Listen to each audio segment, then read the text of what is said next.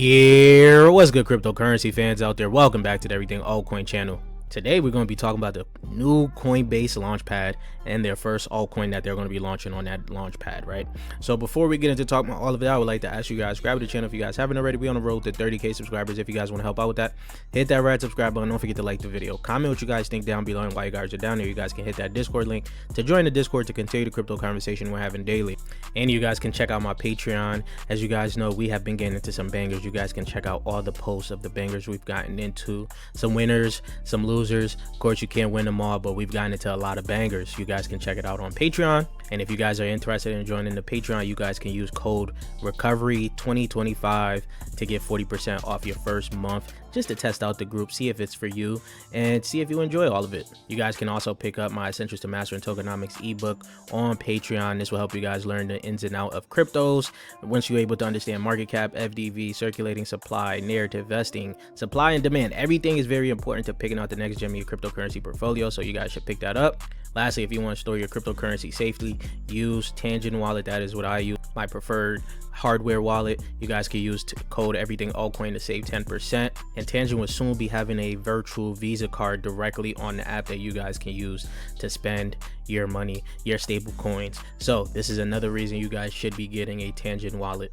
Links for all of that will be in the description down below, and let's get right into the video, guys. So if you guys missed out on all the information that dropped yesterday, well, Coinbase announced that they're going to have their own launchpad, right? So ICOs are back. This is what a lot of people are thinking, right? For those who are around 2016, 2017, you'll know why this is a long-term bullish for alts. Now, I was around during that time. I actually participated in only one ICO. I didn't make too much money off of it, but that's when I really got into the game here. Now, there's several reasons this launchpad is a big deal here, right? So US retail traders can now widely participate in public token sales for the first time since 2018. Now, this opens up the door for a lot of US investors, guys.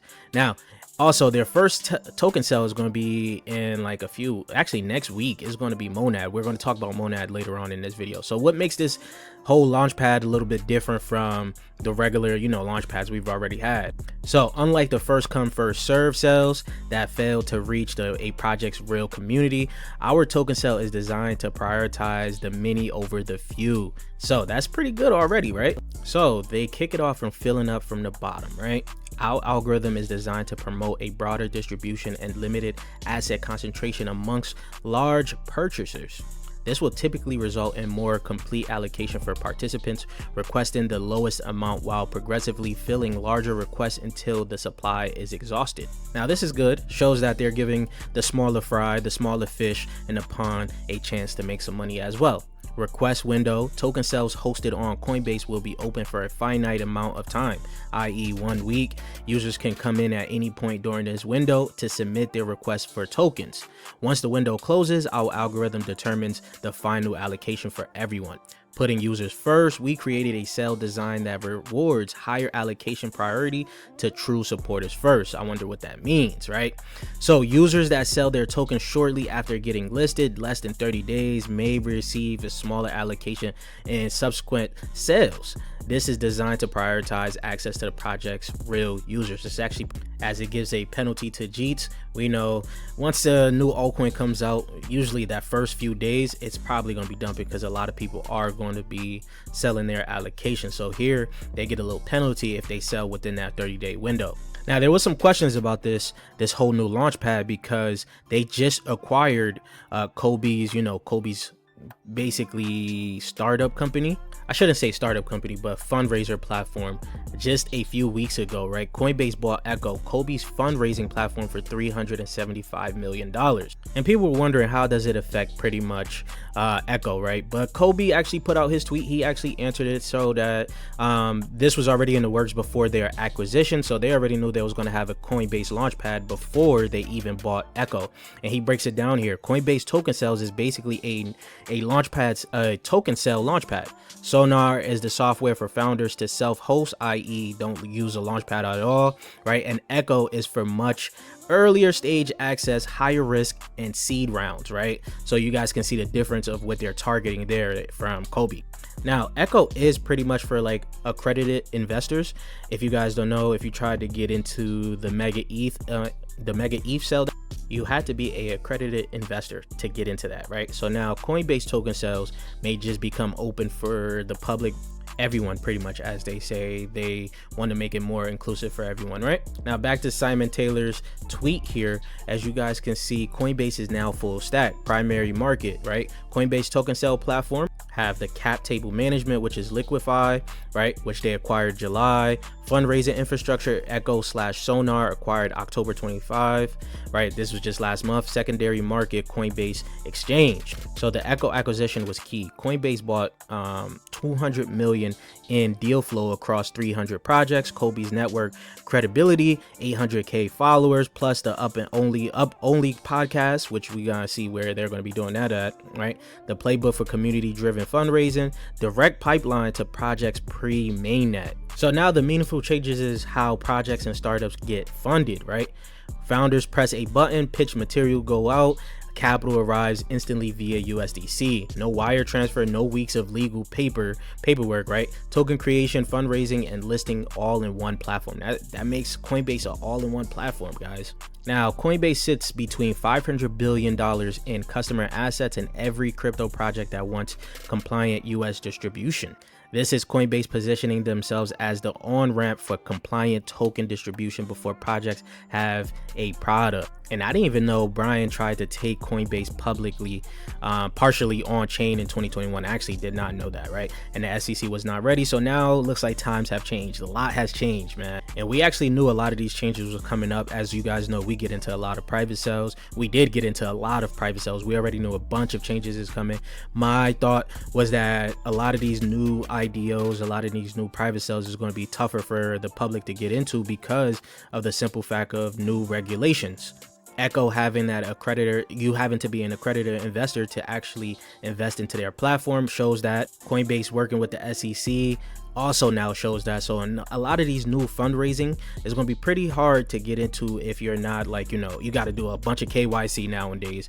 Before, when you get into a Launchpad, you didn't really have to KYC. Only one Launchpad I remember back in 2021 that was doing IDO, you actually had to KYC, but every other Launchpads didn't really have like KYC. So that's going to change the game a lot. But that actually means more legit projects is going to be coming out, not these little BS projects that are coming out for the wave or whatever narrative is hot at the time, right? So it's a good and bad that's happening right now, and I should say more good than bad. Now this brings up the question, how will the base token launch, right?